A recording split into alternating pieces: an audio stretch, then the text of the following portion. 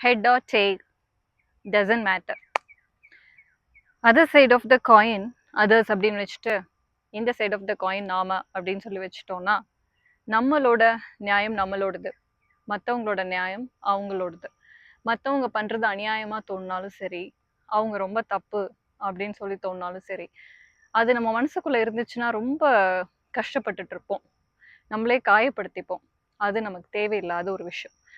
மற்றவங்க பண்ணுறது ரைட்டு, அது அவங்களோட நியாயம் அப்படின்னு சொல்லி அக்செப்ட் பண்ணிக்கணும் நாம.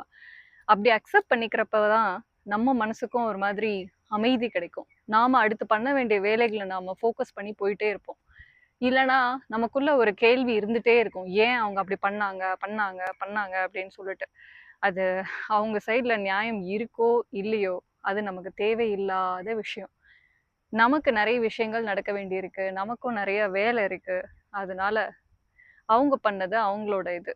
நாம நம்ம வேலையை அழகா ஒரு ஃபோக்கஸ்டா பண்ணிட்டு போயிட்டே இருப்போம். நம்ம வாழ்க்கை நமக்கு சந்தோஷமா இருக்கணும், அவ்வளோதான். அதனால come to terms with it. பீஸ்ஃபுல்லாக இருங்க, ஹாப்பியாக இருங்க.